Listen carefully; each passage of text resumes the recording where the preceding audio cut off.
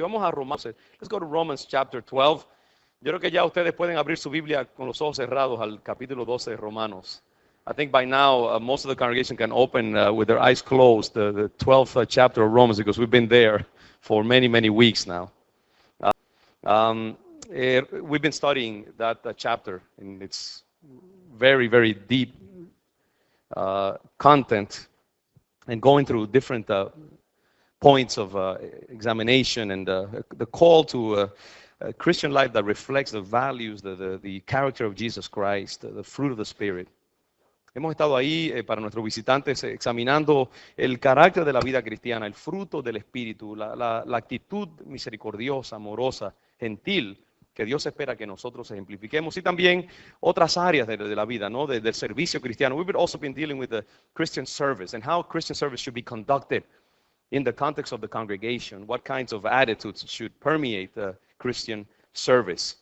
Y en el versículo 12, en verse 12, el domingo pasado, last Sunday, we discussed the last part of verse 12. Discutimos la última parte del versículo 12. Dice que debemos ser como, en la oración, ¿cómo debemos ser? Constantes, ¿no? We are told, está bien, hermano, creo que tenemos suficiente aquí. Gracias, Dilma. We are told that we're supposed to be firm in prayer, constant in prayer. I think that's what it says in English, but la idea, como para refrescar nuestra memoria, just to refresh our memory, la idea de cómo debemos nosotros comportarnos con respecto a la oración, esa dimensión de la vida cristiana, es que debemos ser insistentes, debemos ser persistentes, debemos ser militantes con respecto a la oración. La palabra constante no lo capta tanto como es en el griego original proskarterontes, es decir, insistentes, militantes. The Greek word proskarterontes, with respect to prayer, that is translated steadfast or constant, it has the insinuation of militancy, of insistence, of persistence, of just standing firm despite the fact that perhaps we haven't received the answer to our prayers and being continual about prayer.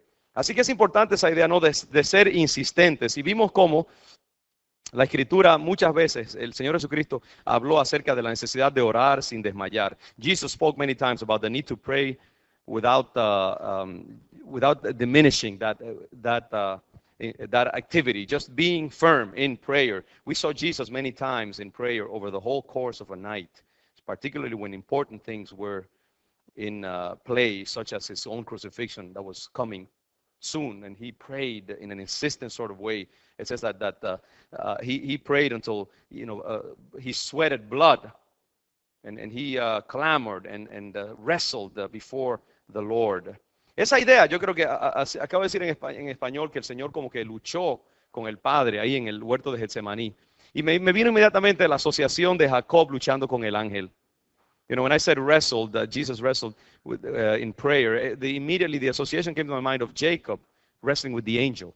And I think that's a sense that probably would capture more this idea of being steadfast in prayer, being proskarterontes, being insistent, ser insistente, ser militante. Jacob le dijo al ángel, no te soltaré hasta que no me bendigas. You know, Jacob told the angel, I will not let you go until you bless me. And he paid a price for it, we know that. Pero el ángel lo bendijo, ¿no? Y la insistencia es importante. Y una de las cosas que quizás no mencioné el domingo pasado es que la oración la insistencia en la oración, a veces, en particular, en situaciones de mucha lucha y de peticiones grandes que tenemos delante del Señor, obedece a una regla natural, y es que las grandes cosas en el mundo requieren grandes esfuerzos, ¿sí o no? Para usted levantar una peña grande, tiene que tener o mucha fuerza o mucha gente que le ayude, o estar ahí insistentemente hasta que usted canse la peña y la mueva de su sitio.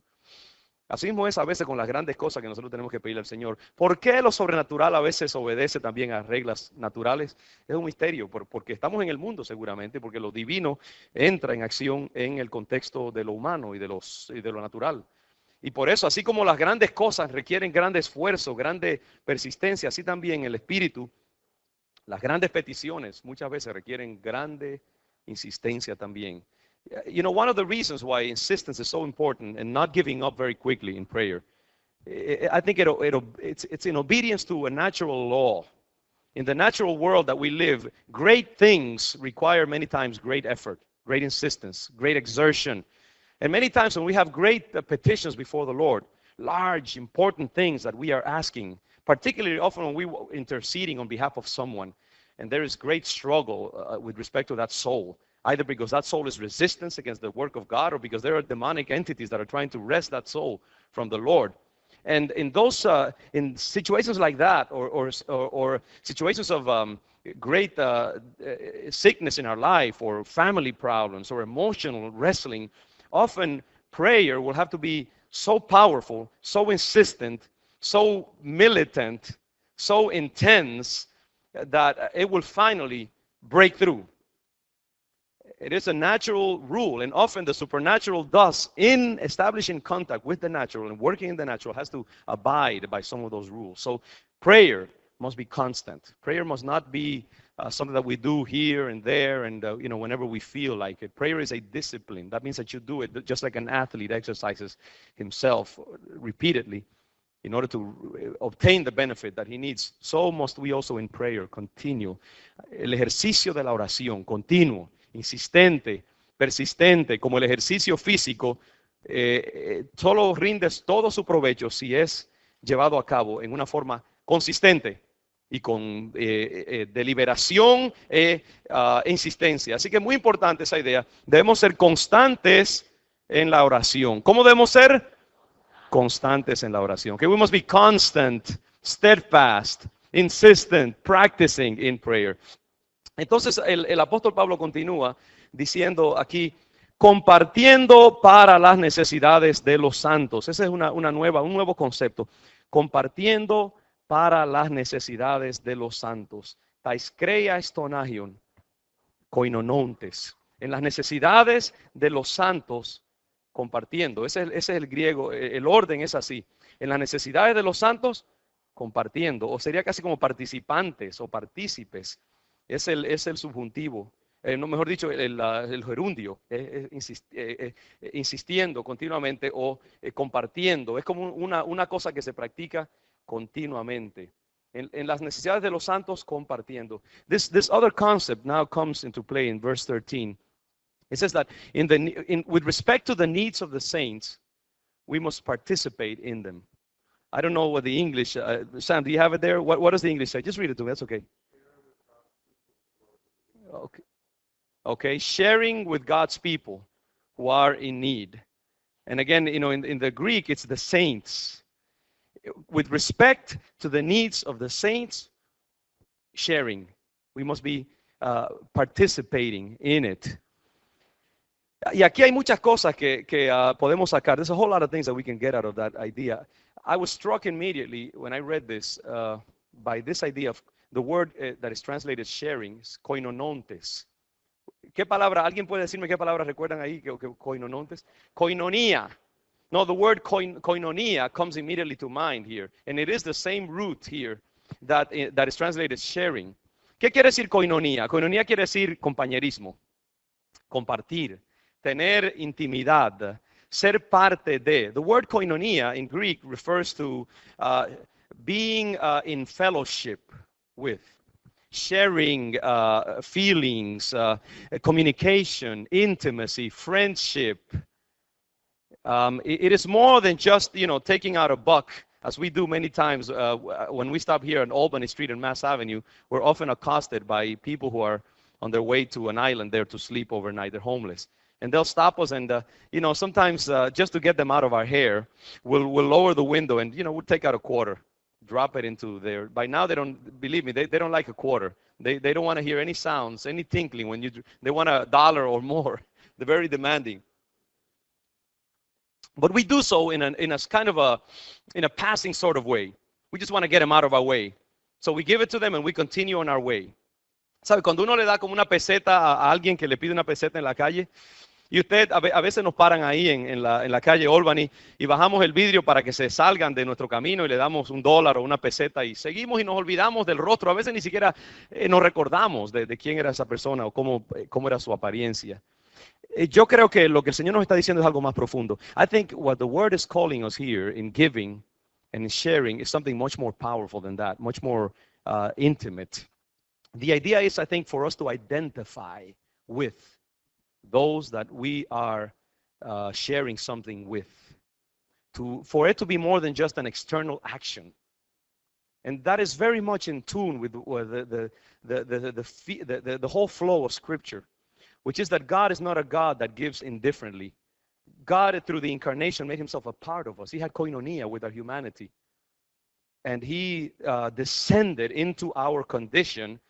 And when he saved us by proxy. I mean, he stood where we stood. He felt what we feel. And his action on the cross was not some sort of generic action.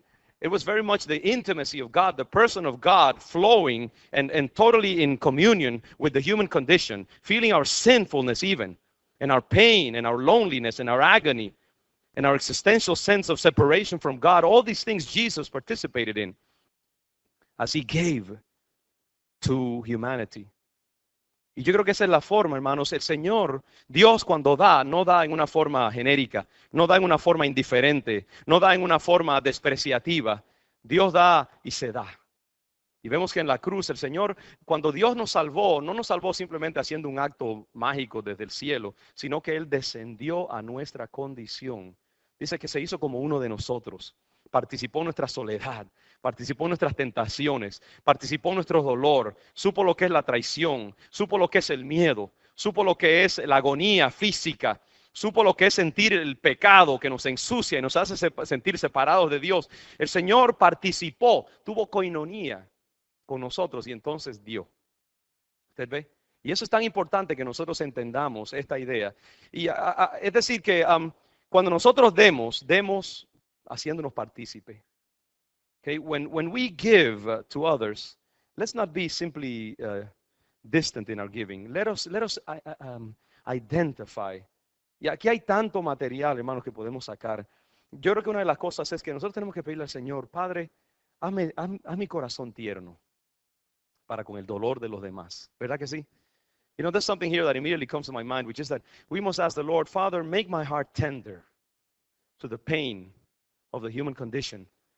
Make me sensitive to the needs of others, that I may be able to feel what they feel, that I may be able to be touched by the need of a brother or a sister who has some sort of a lack in their life or is going through some difficult situation, that I might not just give a quick passing word, yeah, God bless you, God is with you, brother, yes, as we often do, but no, to stop, to visualize, to put ourselves in their place and to for a moment experience what they're going through, and then out of that feeling emerge an action that has koinonia, that has a sense of fellowship with them.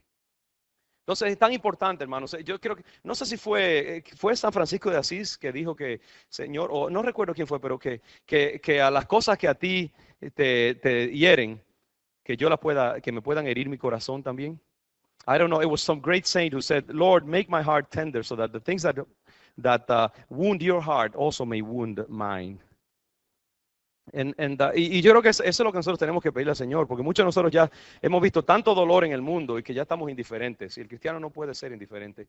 Tenemos que sentir y nuestro dar siempre tiene que ser por un compartir. Our giving must be a product of feeling, identifying, visualizing, standing in the place of the person who is needy, and asking the Lord, Father, make my heart tender, make me sensitive to the needs of the world, that I might not see pain as such a familiar thing that I become indifferent to it. Nowadays we're treated to, 20 people died in Iraq in a car bomb, 37 people, 50 people were killed.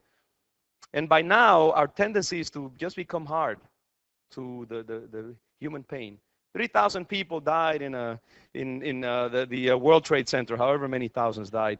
And there's this tendency to become hardened. Just like seeing so many movies where people get killed and blown all over the place. And we must go back and have healing and say, Lord, make me sensitive to the one life that is lost, to one moment of human pain. Allow me to feel that pain, and let me be participatory in the pain. ¿No? Vivimos en un mundo donde ya estamos acostumbrados. Mataron a 20 en una bomba suicida. Murieron 2.000 personas en un terremoto. Ya como que la humanidad está así y nosotros sabemos que hay tanta necesidad entre nuestro pueblo que ya no nos importa y a veces damos las cosas por compromiso. No, Señor, haznos siempre sensitivos. So that's an important element here, no? Koinonontes, compartiendo. It's very important to underline that element of sharing in the need of. Now, there's another thing here. It says sharing in the needs of whom? Of the saints. There's another element here. Hay otra cosa bien interesante en este pasaje. Dice, en las necesidades de quiénes? De los santos, compartiendo. Let me just make clear that fellowship, that feeling of fellowship is for all of humanity. But Scripture does call us to a special sensitivity to the needs of God's people.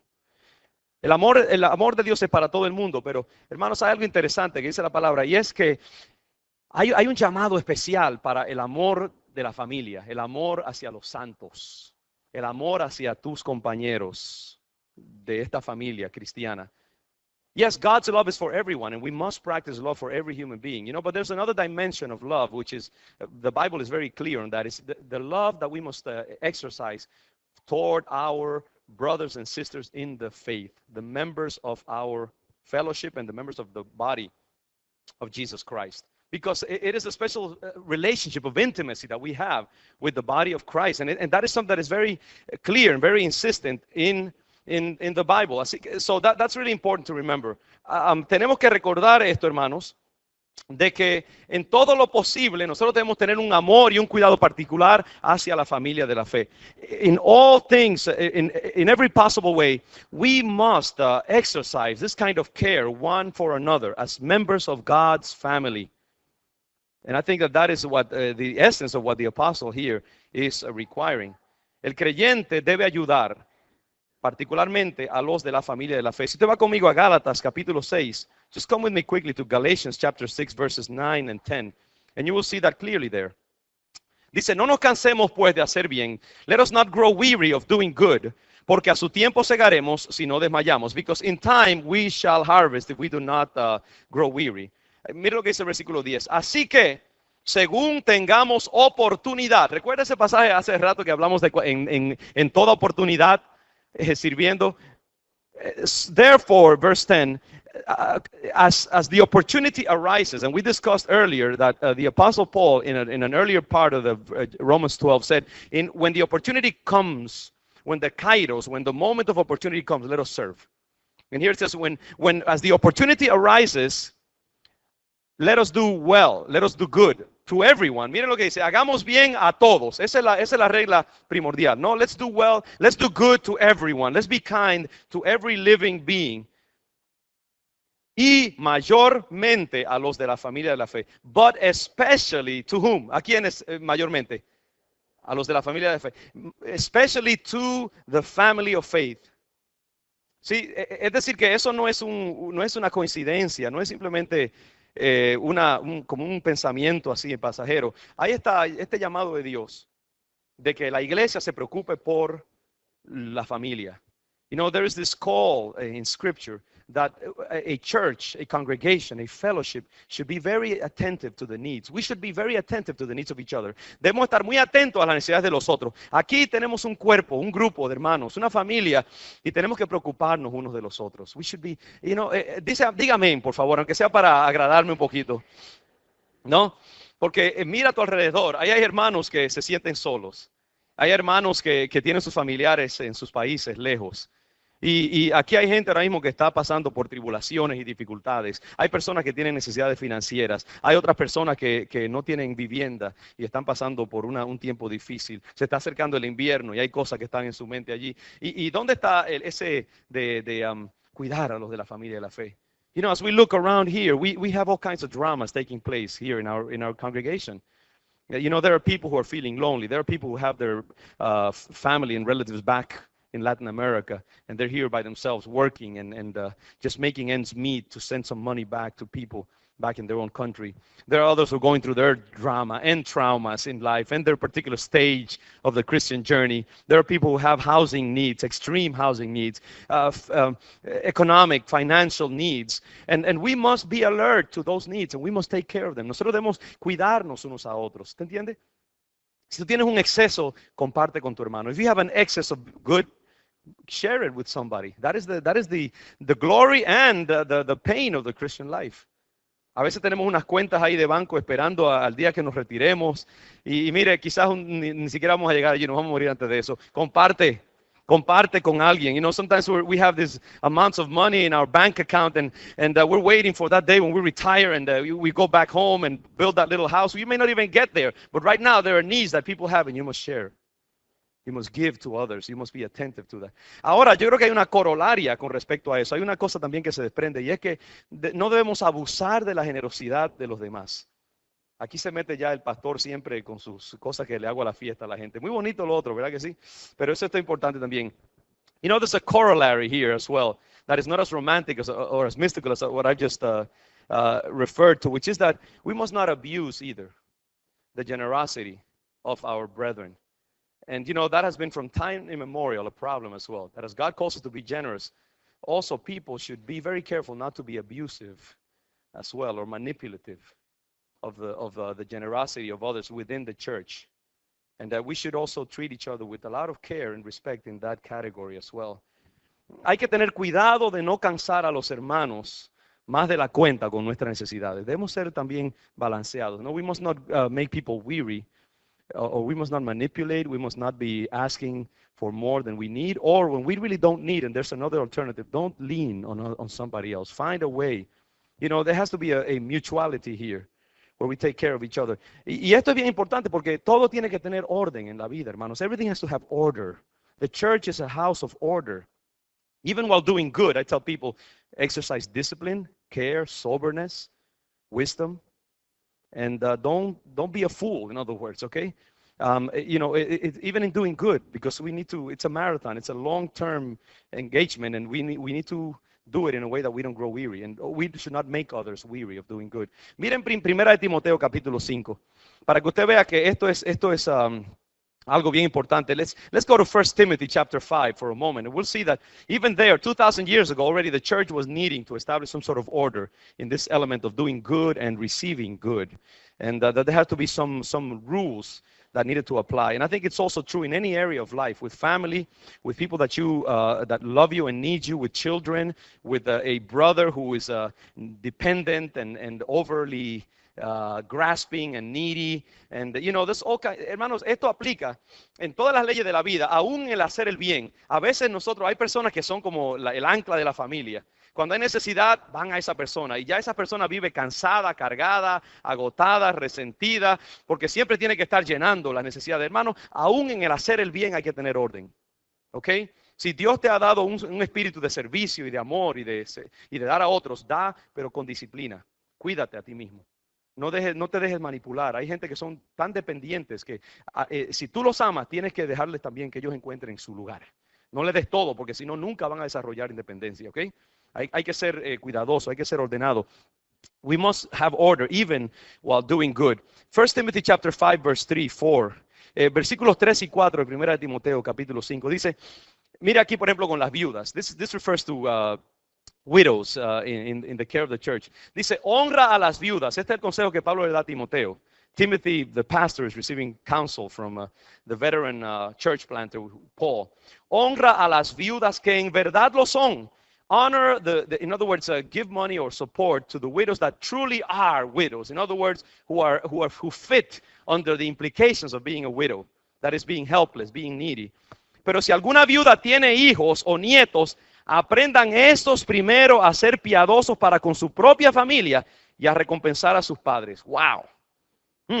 Look at this. It says, but if a widow has children or grandchildren, let these first learn to be pious and generous with their own family and to reward their parents. Because this is good and pleasing before the Lord. Porque esto es bueno y agradable delante de Dios. Uno como que a veces no espera que la Biblia sea tan práctica, ¿verdad? Y tan específica. Pero es así, hermanos. ¿No? Porque la iglesia no tiene recursos ilimitados.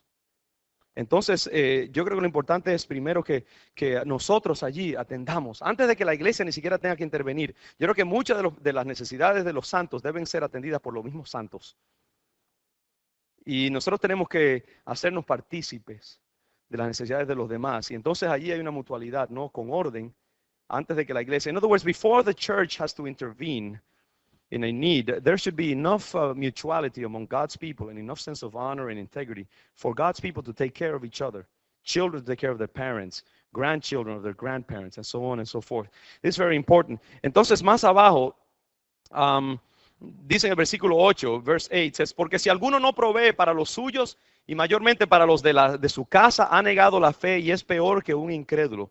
Verse 8 says, because if someone does not provide for their own, and especially for those of his own house, he has denied the faith and is worse than an unbeliever. Man, that's a big statement there. We need to take care of our own, and we should not burden other systems unnecessarily with the needs of those that we perhaps can take care of ourselves. Hay tantos sistemas de apoyo en la sociedad que si nosotros nos preocupáramos por atender a los nuestros, no habría tanta necesidad de todas estas otras cosas en el mundo, de welfare y todas estas cosas.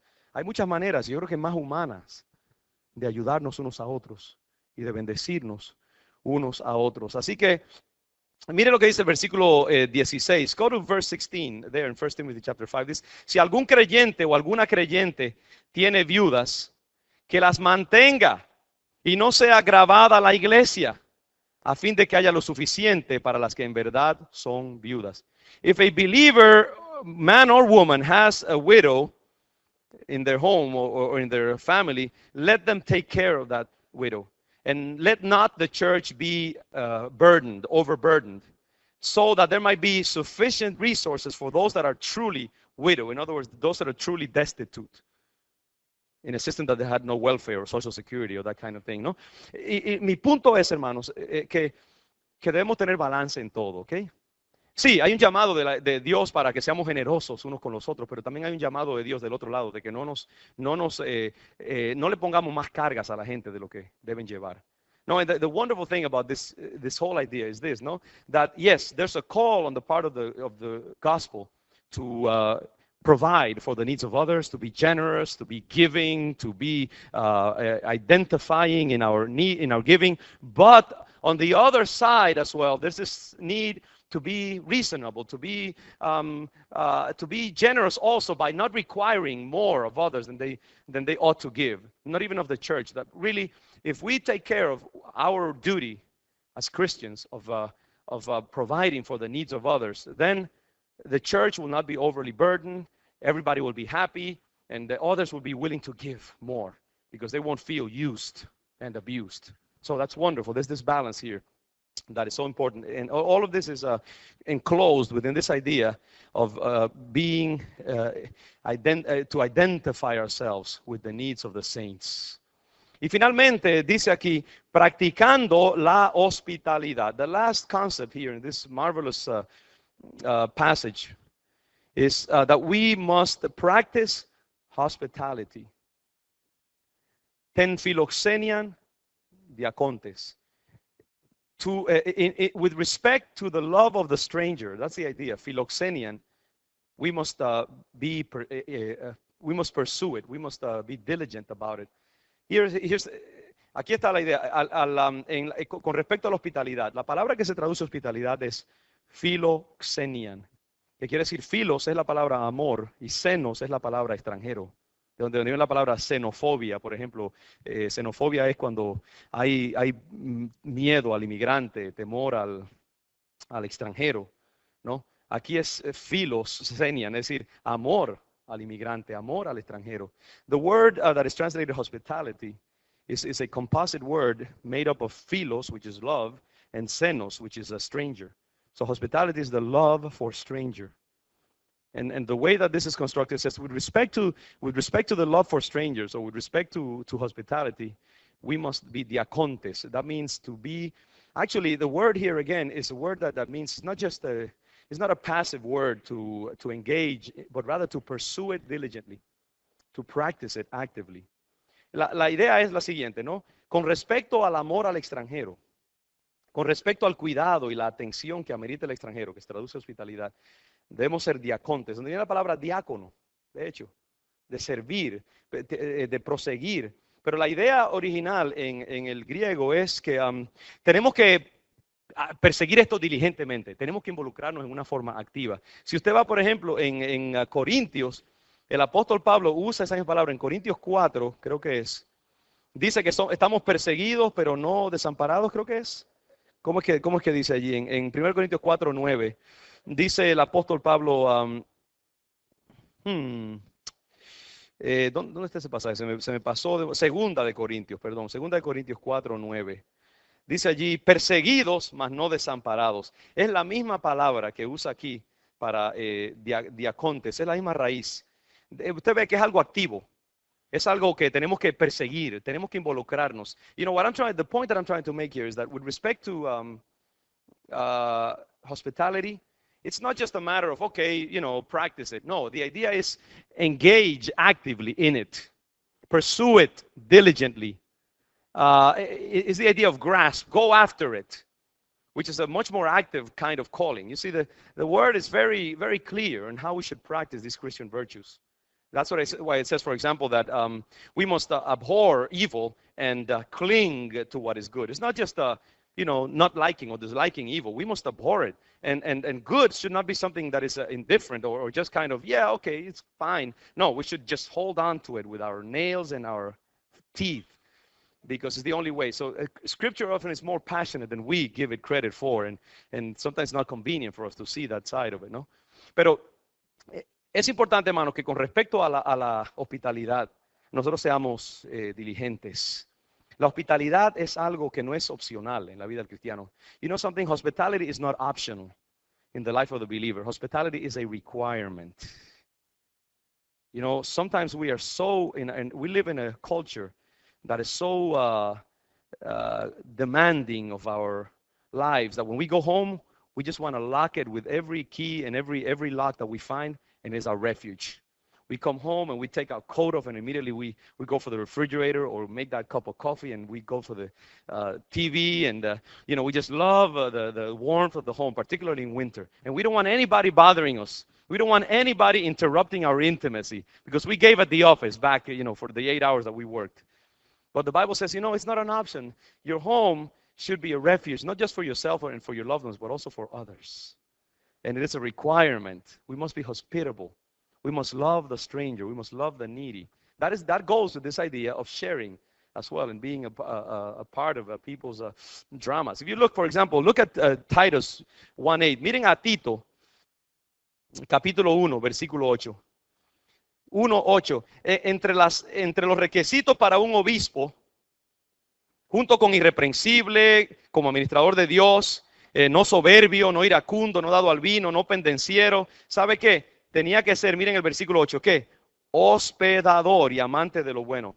You know, in Titus 1:8 and 7, before that, in the requirements for a bishop, along with that he must be a good administrator of the things of God, he must not be haughty or given to anger or to drinking wine excessively. It says that he must also be hospitable, that he must open his home to others. He must share of his hearth. And so, you know, along with all the other requirements, this idea of being hospitable, of exercising hospitality toward others. Hermanos, la palabra del Señor nos llama a ser hospitalario, y nosotros debemos practicar eso como una disciplina. I think we must practice hospitality as a discipline. We must engage every once in a while in inviting people to our homes, particularly those who are needy of that warmth of the family, and inviting them to a cup of tea or to a good meal, and to a time of fellowship and intimacy with us, and having the warmth, particularly among immigrant communities. Hospitality is so necessary. ¿Sabe? La hospitalidad, sobre todo en una comunidad inmigrante como la nuestra, donde hay tanta gente que no tiene una familia extendida. Están aquí solos o solamente una pareja comiéndose ahí un cable, cada uno en su soledad, en su casa, después que llegan del trabajo o salen de la iglesia. Todo el mundo, usted ve que, ¿a dónde vamos? Oh, vamos a ir a tal restaurante. Oh, sí, y nos vamos a encontrar en casa. Y hay unos cuantos hermanitos que no están recibiendo ningún cuidado. Seamos hospitalarios. Atendamos las necesidades de los demás. Abramos nuestro hogar. You know, we need to be, there are people in our churches that need, in our university, you know, sometimes right in a dorm situation, there's always these kids, these young people who are not attractive, who are not cool, who are not good to have around. They're not good conversationalists. They don't dress cool, whatever. And those are the ones that we often neglect. And as Christians, those are the ones that we should take care of most. Find the least attractive person, dressing in the least attractive way, and share your love with them. Because it's easy to share with those who are, you know, who can give something back to you, either a good conversation or a funny joke or an invitation to the movies. But what about the one who cannot reciprocate? Give them your hospitality. Give them the warmth of your being or of your dorm room or of whatever. And exercise true Christian love by going beyond what is natural and what is pleasant. Esta es la idea de ser hospitalario. ¿Cuántos quieren ser hospitalarios en este día? Amén. Let's embrace that call of the gospel to exercise hospitality, to love the stranger, the one who is alone in our midst. Váyase finalmente a Primera de Pedro, capítulo 4. Let's just finish with 1 Peter chapter 4. 1 Peter chapter 4, verses 7 through 11. And you'll see the beautiful, how should I say, how the affinity that the Holy Spirit establishes often in developing these themes. Because here we have Peter saying very similar things, isolated from Paul. And so we see the beauty of the Spirit working in harmony with itself. En Primera de Pedro 4, 7 al 11, vemos aquí, si usted ha leído conmigo este pasaje de Romanos capítulo 12, usted va a ver cómo Pedro, independientemente del apóstol Pablo, trata los mismos temas que nosotros hemos discutido en una forma bien compacta. Dice allí en el versículo 7, Primera de Pedro 4, 7, vaya al 4, 7. Dice, mas el fin de todas las cosas se acerca. Sed pues sobrios y velad en oración. But the end of all things is drawing near. Therefore, be sober and be watchful in prayer. So here we have this call that we saw in Romans, to be sober, to be watchful in prayer. Tenemos esta idea, ¿no? De velar en oración, la idea de ser insistentes en la oración, de ser sobrios, como decía, ninguno piense de sí mismo más grandemente de lo que tiene derecho a pensar, sino que piense de sí con cordura. Y aquí tenemos esta idea, sed sobrios. Ahora dice, y ante todo tened entre vosotros como ferviente amor. And above all things have amongst yourselves fervent love. De nuevo, la idea de amor. Recuerda que hablamos de, también hay esta idea filostorge, amor de familia, cariño, afecto. Y también aquí la idea de entre ustedes, la idea de hacia los santos, practicar el amor, y amor como ferviente, así como dicen en las cosas del Espíritu, siendo fervientes, ¿no? There's this idea also that we saw in the passage of Romans that we've been discussing. Above all things, have amongst yourselves fervent love. So again, the call among ourselves, among the body of Christ, there's no excuse for lackadaisical love, a sort of a lukewarm love. No, love must be fervent, and it joins with something we discussed earlier, that, you know, this idea again of passion, that in the things of the Spirit, we must be fervent. We must be near boiling point. That's important. ¿No? Dice, porque el amor cubrirá multitud de pecados, because love shall cover a multitude of sins. Y mira aquí en el versículo 9, que dice, hospedaos los unos a los otros, ¿cómo? Sin murmuraciones. Here we go again, this coincidence. Host yourselves, you know, give yourselves hospitality one to another without criticisms, without criticizing each other. Why? ¿Usted sabe lo que pasa cuando usted hospeda a alguien por un tiempecito? Viene o nos quejamos de que se quedó más tiempo de lo que nos dijo que se iba a quedar, o que se metió en el refrigerador y nos tomó todo el jugo por la mañana cuando nos íbamos al trabajo. Y ellos se quejan de que usted no le da todo lo que usted se supone que le dé, y que no lo dejó todo el tiempo que usted. Es un lío. Cuando uno tiene gente en su casa, muchas veces termina todo el mundo enemigo. Pero aquí dice, no, hospédense sin murmuraciones. You know this idea, why? Because when we host people, we have them to our homes, sometimes, you know, they, especially if they're staying for a certain period of time, criticism can arise. Either they stayed longer than they said they were going to stay, or we didn't treat them well enough. It says, no, host yourselves, have yourselves over, but let there be just this transparency, this gratitude, and this giving with freedom, no? To each other. Hospedaos sin murmuraciones. Cada uno, según el don que ha recibido, ministra a los otros. Each of you, according to the gift that they have received, minister unto the others, like good administrators of the multifaceted grace of God. Ser buenos administradores de la multiforme gracia de Dios. Ver aquí la idea, según el don que has recibido. ¿Recuerdan en Romanos 12 también? Según el don que hemos recibido. Si de fe o si de profecía, conforme a la fe. Si de servicio, en servir. ¿Qué más? ¿Qué otras cosas? ¿Recuerdan ustedes ahí? Toda esta idea, ¿no? Si Dios te dio un don, ministralo conforme a lo que Dios te ha dado. No estés buscando usar el don de otro, sino el don que Dios te ha dado a ti. You know, this idea that if God has given you a gift, well, exercise it. Exercise it in a spontaneous, natural sort of way. If God gave you the gift of prophecy, exercise it according to the measure of faith that you have received. If God gave you the gift of service, well, serve. If God gave you the gift of being a leader, serve with absolute zeal and enthusiasm. In other words, this idea that whatever we do, we must not be lusting for the gift of somebody else, but do what God gives you. You know, give it in a natural, flowing, spontaneous, gracious sort of way. Don't seek your own glory, but know that you're simply an administrator. You're simply a steward of the grace that God has given you. Si alguno habla, hable conforme a las palabras de Dios. Si mi amigo el pianista puede, en tocar el piano, tocando el piano. Si pueden venir por acá un momentito, por favor. No lo cogieron. Pueden reírse si quieren. No. Si alguno habla, hable conforme a las palabras de Dios. Si alguno ministra, ministre conforme al poder que Dios da, para que en todo sea Dios glorificado por Jesucristo. You know, if somebody speaks, let him speak conforming to the words of God. If somebody ministers, let him minister according to the power that God gives, so that in everything God will be glorified through Jesus Christ. It's not about us. Diga eso, no se trata de mí, dígalo. No se trata de mí. Se trata del Padre. Cuando tú sirvas, cuando tú des algo, dalo para gloria del Señor, no para gloria tuya ni satisfacción tuya. Oiga, hermanos, si nosotros pensáramos en eso más a menudo, que cuando yo sirvo es para que Dios sea glorificado, no para yo darme un guille de que, oh, mira lo que yo tengo y qué bueno, lo hice porque Dios me dio un don de cantar y pues estoy cantando, me dio un don de ministrar, estoy ministrando. No, tú lo haces para gloria de Dios.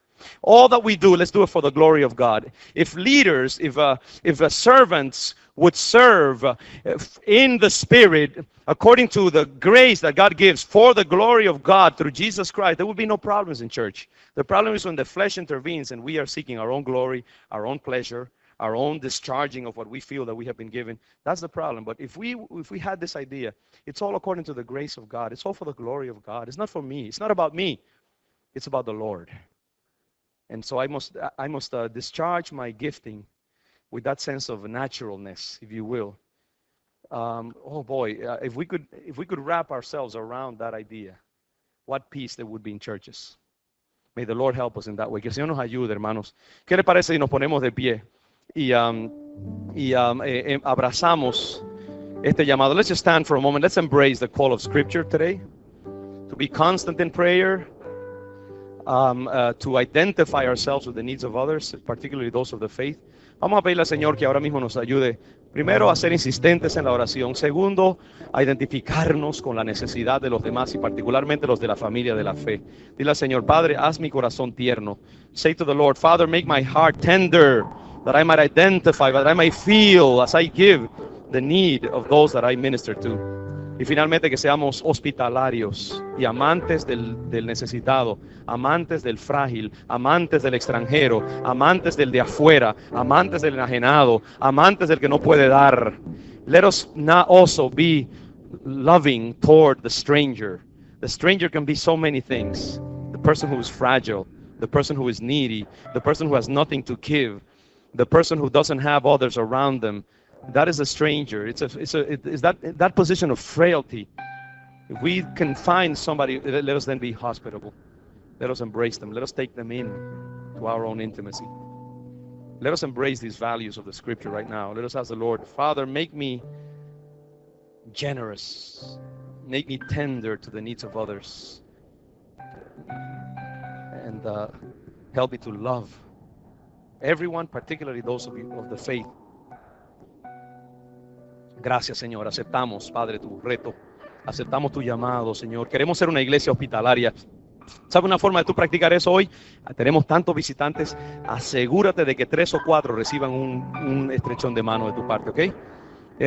Porque estas cosas no son allá en la luna o no es poesía lo que yo le estoy hablando, hermanos. Es actos, es acción. Cada domingo vienen visitas a nuestra iglesia y muchos dicen, wow, qué congregación más amante. Y eso es para gloria de Jesucristo. Pero tú eres parte de esa familia y debes extender tu amor. No permitas que nadie se vaya sin tú buscar a 2 o 3 y extenderle tu mano, porque tú eres parte de esta familia. Así que saluda. Dice la Biblia que nos saludemos unos a otros. Los domingos saludémonos unos a otros. Expresémonos amor y exprésale amor a alguien, a un visitante. Si tú encuentras a alguien entrando a la iglesia en el estacionamiento, tú no lo conoces, pues mira, acércate y dale un saludo. Puede que sea aquí ya miembro de la iglesia muchos años, no importa, que te conozca. Tenemos que conocernos unos a otros, ¿te entiendes? No podemos ser extranjeros aquí simplemente compartiendo una banca. Eso no glorifica al Señor. Glorifica al Señor cuando una familia lo adora y lo alaba en espíritu de compañerismo, ¿usted entiende? Así que exprésale amor a alguien. Y deja sentir el calor, sobre todo ahora en invierno necesitamos calor, así que estréchale la mano a alguien y que esta iglesia sea una iglesia siempre de hospitalidad, de cariño, de amor, de abrazarnos unos a otros y cuidarnos unos a otros en vez de criticarnos unos a otros. Let's be a family of faith. God wants churches that are family, churches that love each other, churches that greet each other, churches that have mutuality, that support each other. God wants a family worshiping Him, not strangers just sharing a seat or a space. There has to be that mutual integration of souls. That's what God wants. That's what blesses the Holy Spirit when we worship Him. Let us be a family. Today it's a good time to begin by greeting each other and blessing each other as we leave this place.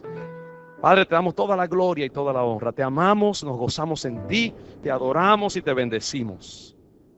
Gracias, Señor. Gracias por nuestros hermanos. Father, we thank you for our English-speaking brothers and sisters. They come from all over the place. What a joy. What a privilege. We bless their lives. We bless the churches and colleges that they represent. Father, their homes, their family, their studies. Father, may you shower your blessing on their lives today. Thank you because you make us one. You make us brothers and sisters beyond the strangeness, beyond language, beyond race, beyond culture, beyond gender. Father, we are one in Jesus Christ. We embrace that oneness today. We thank you because we have exercised the oneness of your family today here in all kinds of beautiful ways, and we celebrate that. We glorify you. Send us to our homes, Father, with joy, celebrating your goodness. And we give you all the honor and all the glory. Te damos a ti, Señor, toda la gloria y toda la honra en el nombre de Jesús. Y el pueblo de Dios dice, amén, gloria a Dios.